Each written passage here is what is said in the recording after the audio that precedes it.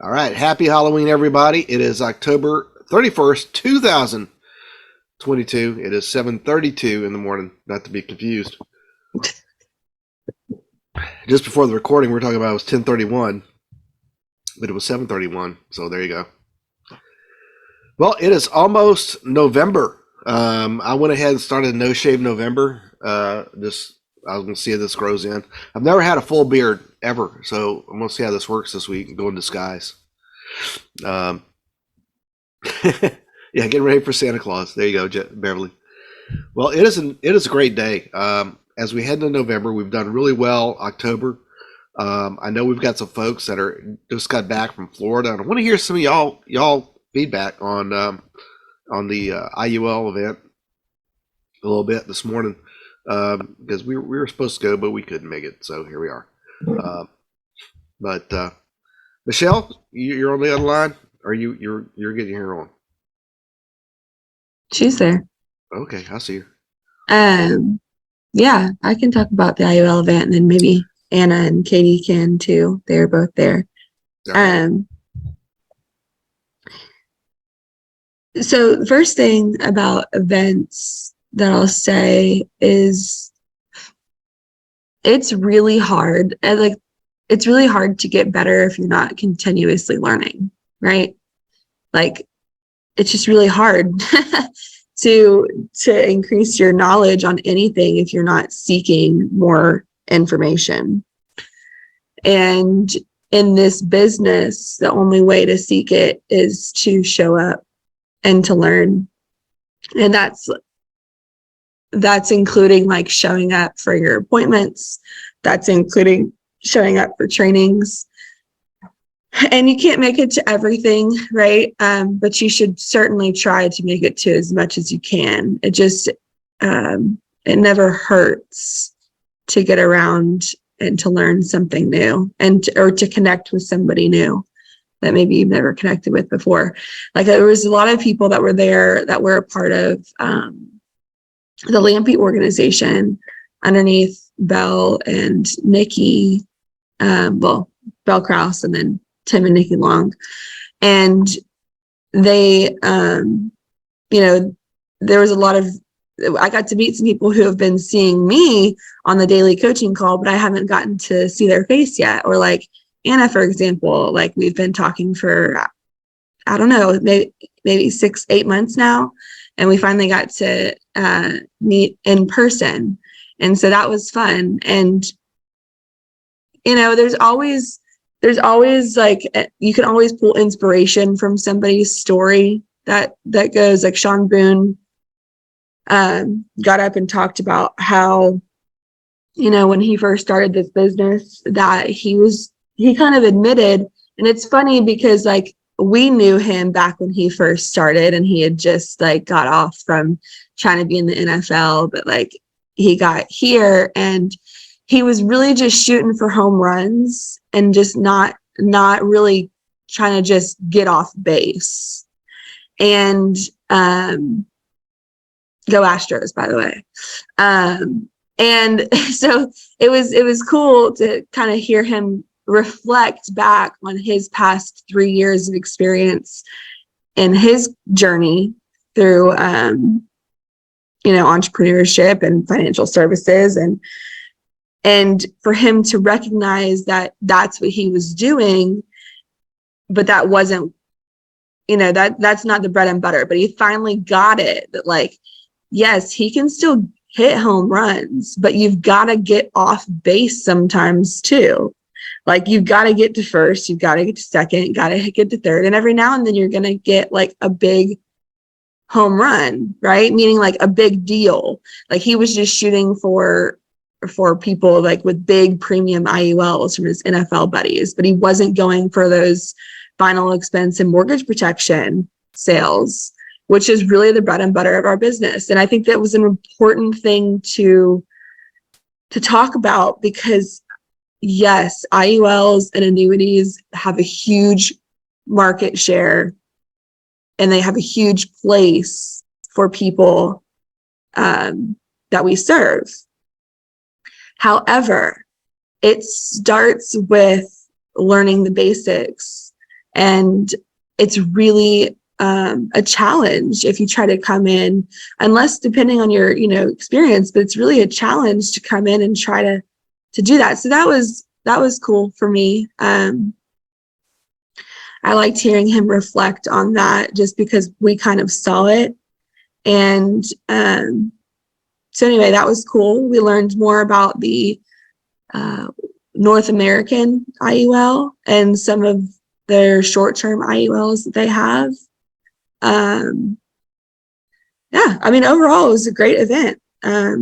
Katie, Jonathan, Anna, you guys want to maybe share a takeaway that you had?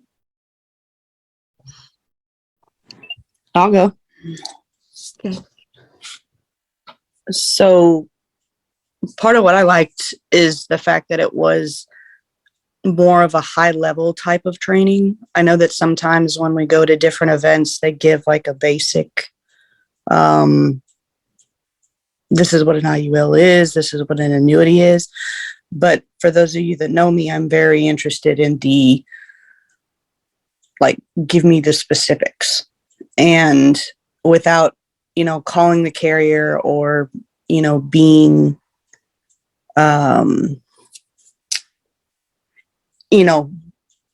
getting into detail with people and stuff like that, it's very difficult unless you like read underwriting guides. But that's not something that, like, I like how Come on, Katie, that's how you go to sleep every night. I know. Yeah, that's the easy way to make it boring. No, what I really liked is the fact that they did have the big carriers there. And I agree with you, Meg. Like, I didn't have any sort of experience with North American. It was just get contracted and things like that. And there was, because Chris Norris was there and the carriers were there, it was more of, okay, this is a case that we could help you with if this is something you come across. Because I'm running into it more where there's people who are maybe have multiple different like retirement accounts, and not that we can assist them with that, but there are people who like, which one do I need to tap into first? And so it kind of, being at that event kind of made my brain process, okay, if you come across somebody who's got more than just a 401k and they've got multiple accounts and things like that, we have the resources available to us to make it to where it's a little bit easier to connect with people. To networking is what I'm getting at. So and doing an elderly, Chris kind of skimmed over it a couple of times, elderly law, certified elderly law attorney or something like that. I wrote it down. And so that kind of just made me think of, okay, different ways to network with people like that, because as he said, there are going to be people out there that we can't, that just don't know what to do, or they may not prep ahead of time. So if we get referrals from that type of lawyer, it might be a little bit easier for them and to just have a servant's heart in the first place, because that's what a lot of the concern is for people, is that they don't know where to go from there. So that's kind of what I got. That's part of what I got out of there. There was a lot to that was received, but I did in fact enjoy the fact that both of the carriers, the main carriers that we use, were there. And there was a huge Q&A, which how do we do this if this is the situation? And that's kind of what I like about those type of events, when it's more specific. So I know I'm kind of talking in circles, but that's basically what I got out of it. No, that's great though. I mean, because you're right. Sometimes the events end up being kind of high level, and you go like, no, the thing I think that people got to be cautious about is making a prejudgment of the event, because you never know what it's going to be like, and Right. And Right. This one turned out to be an exceptional event, and that's good to hear, because it those are the kind of things that we get better at. And I think as a company, we've all been maturing through this process over the last, several years. So I'm excited to hear about it. Right. Yeah. Because it used to be totally just about like, okay, make the sale and, make sure you get your ERS and as Megan said, all of those things are the bread and butter. That's what's going to make you the money and not just, Yeah. that's what's going to get you through your day to day. That's one of those things where you need to make sure that you actually keep doing that. You're not trying to get the whale to, But some of you whether guys, when you see a whale, you got to know what it looks like and know that you got the support. And Right. I'll say this, that, over the years, everybody goes like, how did Michelle write so much business, blah, blah, blah, right? And a lot of it, amazingly, is kids' policies, accidental policies, things that people would like turn their nose at because like, oh, that's so small. I'm like, no, but small adds up, Yep. Oil companies, people get upset because they double their profits, but they're doing it on like 2 to 3% or 10% profit margin, and it's like, whew, it's crazy. Katie, if you're in Minnow trying to eat a whale, what you gonna get? Yeah. Yeah. You're gonna get eaten. That's what's gonna happen. Indigestion. Indigestion, baby. You're gonna need some Tums. Yeah. Yeah. Oh Lord. No, it was a great event. This is good stuff. I have a question for y'all. So I know you mentioned North American. If people have certain different types of accounts and we could help them better than before, could you be a little bit more specific, maybe about one thing? And it can be Megan or Katie, if you're not sure what I'm asking, but we can always help people with a lot of different kind of accounts before. I'm just trying to ask. So they specifically, and Katie, you can comment on this too, but they specifically were talking about a short-term IUL. What's that? That North American has. This is not something that you're going to come across often at all. So this is like a niche product, but they have like two main products. North American does. They have the Smart Builder 3, and then they have 4 products, but they have the Smart Builder 3, and then they have another one that's more built for short term. So if you run across somebody who's in their 60s and they have like a large 1035 exchange that needs to be done, and they want to know what their cash accumulation is going to be at age 70 rather than age 80. Like most of the time, our IULs, they need time, right? And if you're older and you have got this big, large 1035 exchange that you want to roll over into a different one, you're more curious about what your cash value is going to be sooner rather than later at that point in your life. And so they just have a product that has lower upfront like loads. So for example, like some carriers, if you do a 1035 exchange, they charge you like 14% just to do the 1035 exchange, whereas I think North Americans caps out, it was like 5 or 7%. So it's a lot. That's right. Is it 5%, Katie? Yeah.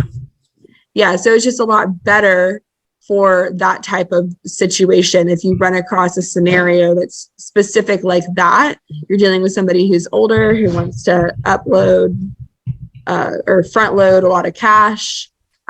There's premium charges, and North American's premium charges are a little bit lower, and that product is designed for more short-term growth. Now, in the long term, it's not going to look as sexy as like a Path Setter or the Smart Builder 3. So if you're really looking for a long-term growth, that's not the product. But if it is a short-term growth product, you're looking at North American. So that's, I think, what Katie was referring to. Like, we've always known that IULs are not for short-term. And so that's just something that we learned, is that there is a product that we can use for short-term. So to everything that Megan said, and then the other thing to add to that is when the time when you would use that, as she said, is when there's a large 1035 exchange and the client wants to leave money to somebody other than a spouse, because there's times where it may be in a pension, when a pension or something like that. Yeah, a different program, and it's difficult to leave those types of funds to anybody that's not a spouse. And so if they're divorced or something like that, and they want to leave those funds to somebody other than a spouse, that's kind of like the way around doing Because that. we learned that some pensions cannot go to your children. Right. They can only go to a spouse. So as long as that person has not opted to start taking their pension, you have options, right? It has to be before. Yeah.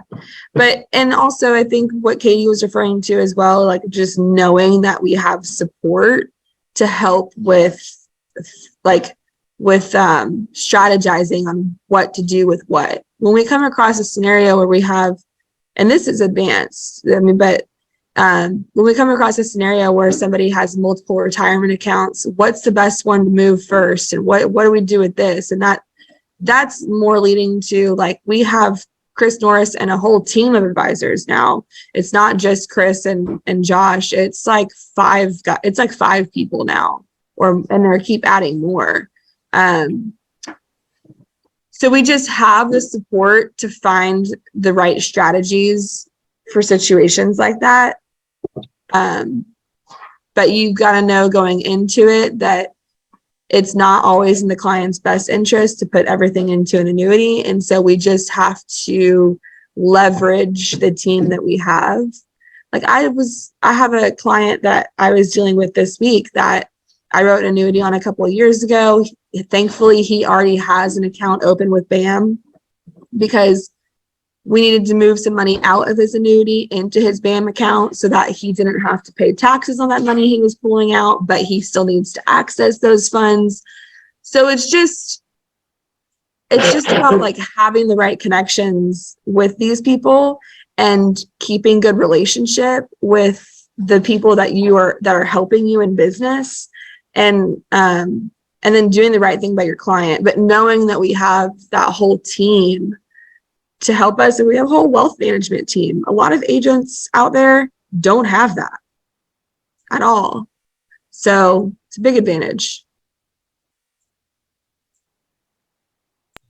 Very good. Well, I'd like to hear from one of our new folks' point of view. Anna, I know that you had you got to be there. Tell us a little bit about what you thought of the event. Yes. Well, actually, first of all, can you guys hear me? Because I'm in the car on Bluetooth. Yeah, we can hear you. Okay, perfect. So first of all, I got to the event a little bit late because that was just not my morning. My daughter had a fever. I said it was late, and then I had to drive 2 hours or so to get to the event. But nonetheless, I got there. I got it for the second half, and it was great. I got to network with a few people, meet Andy in person, meet Jonathan and Megan and Katie. So that was really cool. Saw Bill Kraus, but I was too chicken to walk up to her to say hi. But I did learn a few things, which I got jotted down on my notes. Robert Kraft, I think was his name. He got to speak, and I got to meet him personally as well. Learn a few things from him. And I gained a new business perspective. Learned new products and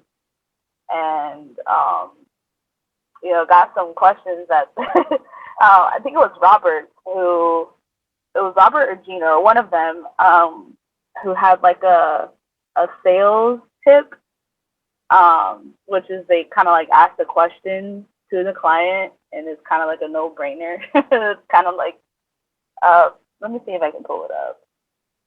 It really brought us perspective on whether or not, like, if that product was right for that customer. Let me see if I got it.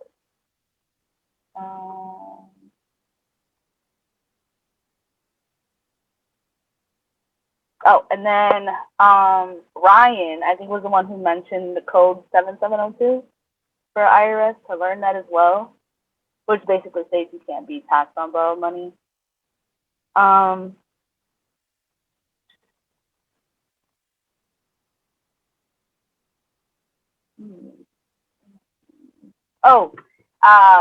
He was like, if the government limits something you can invest in, do you think it's if that's good or bad. And that was something to ask the client. So it was kind of like a eye opener. I don't know. I kind of like registered it differently. So I put down like what he said. He said, if you want to pay more taxes on an IUL, is basically not for you because that's not what it's designed for. Because essentially the government wants your tax money when you retire, and they have ulterior motives if they're limited something that you can put your money into. And then they went over, how do you know whether to sell like a child's whole life or an IUL? And it kind of like gave a perspective on that, which IUL gives more growth. The client can afford it, then go into an IUL over a child whole life. And I think Gina was the one who mentioned that a child whole life, like you kind of have to pay forever for it, but an IUL you can stop it at a certain age. So that like gave me a new perspective as well. But other than that, like it was a great event, to be honest. I wish I was there in the first half to meet the carriers. I got to meet, I forgot his name, but he walked up to the table. He was from F&G. Ben. There we go. And that was really cool. Ben Thank Holmes. you guys for, yeah. Yeah, other than that, I wish I was there for the first half to see, what the carriers had to say and if there was any like other knowledge. But other than that, after that, I got to see Andy speak and give a perspective on the minnows and the whale analogy. That was pretty cool. And I don't know, I've always, chimed into the like video calls and activity calls and stuff from the ARC.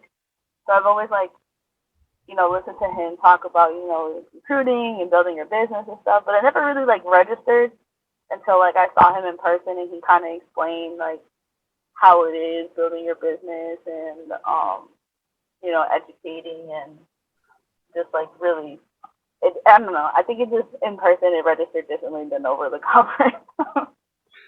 It always does. And that's why we say the events really move you, and now you'll be like, where's the next event? Where's the next event? Because you just, it's amazing. And look, I'm not kidding you.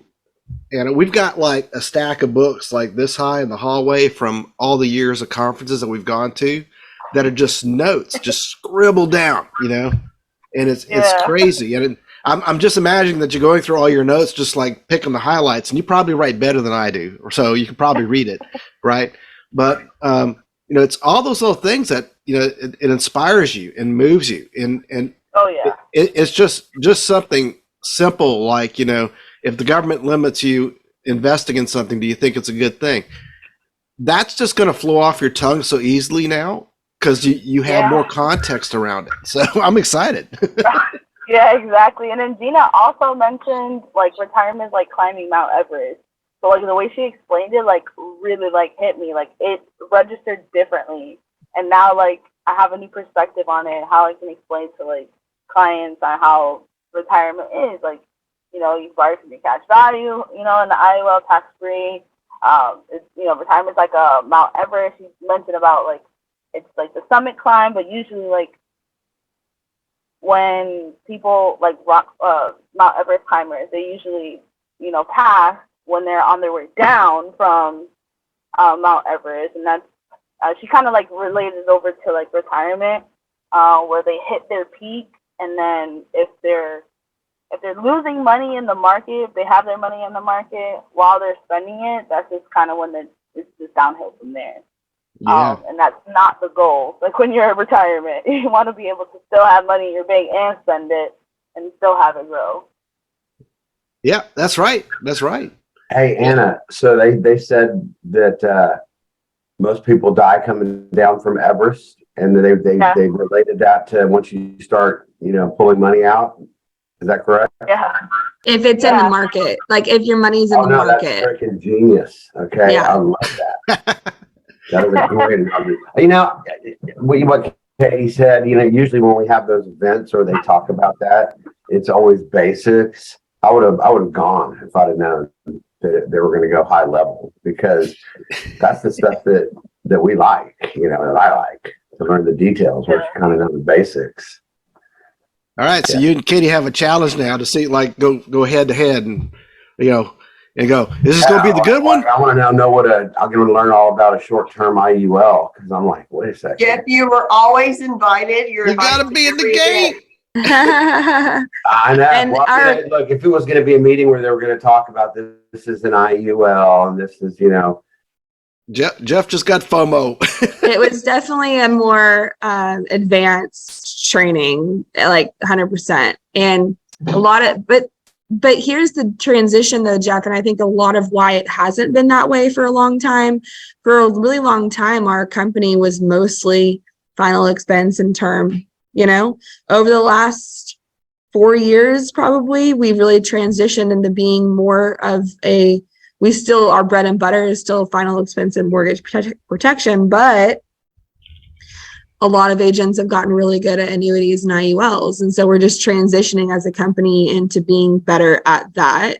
And now that we also have BAM, it's time to train more on the advanced stuff. So it's not all on, I'll just do what Chris Morris says. You know what I mean? Like, we've got to understand the products that we're helping people with because we're signing the applications too. And so, yeah, it was good.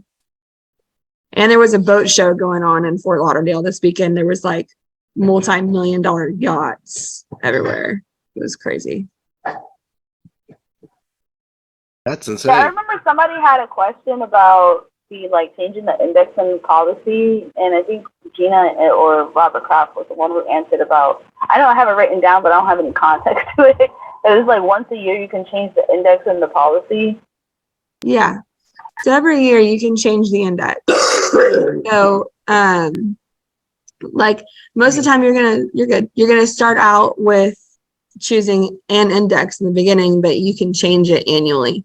But I mean, it's just an option to change it annually. You just got to kind of look at how the indexes have performed, and that's why Gina and a lot of people will say just put 50 in the S&P, 50% in the S&P, and 50% into the Barclays, or 50% into the S&P or 50% into Fidelity, which is North American's what's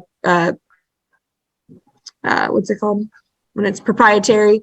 Their proprietary index is Fidelity. F&G's proprietary index is Barclays. So just do 50-50, and it's a pretty safe bet. Okay.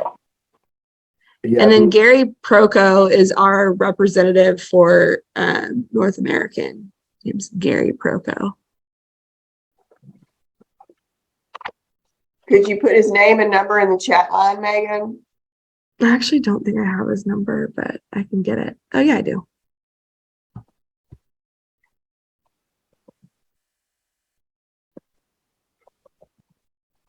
And Gary has been in the business for a long time. He started out as an advisor and was an advisor for years, actually, doing securities. Transitioned over to the insurance side.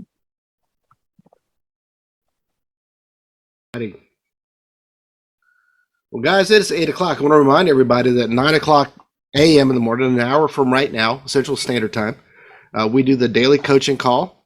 And that daily coaching call today on Mondays has our sales numbers and things like that. So if you were able to put in your numbers on the tfgreporting.com site last night, you will be counted. And we're looking forward to that call. And so be sure to be on that. It's happening daily. And I also posted on our AG team channel this morning that coming up on November 9th, I believe it is, we have a November 9th, Wednesday, November 9th. So 2 Wednesdays from now, we have an event here in Houston at the AIG, which is now transitioning to Corebridge Financial, and event there. It's going to be another event that a lot of people are going to be there. And so if you're in the Houston area, we recommend you come on out, get registered. If you haven't been already registered, get registered and make that happen. So y'all go out there and make it a great day. Beverly, Jonathan, y'all, we appreciate y'all. Everybody else on the phone call, and we'll see you. Yeah. Hey, Mike. Yeah. Just want to give a plug out there. If you've got somebody new in class, invite them to the call. Get your newest people on our daily coaching call. This will help them get motivated in this class. And the sooner we can get to 200 people on that call, the faster we're going to all grow. So let's get out there and go, guys. Let's make it happen today. Oh, Bye. perfect. Y'all have a good one.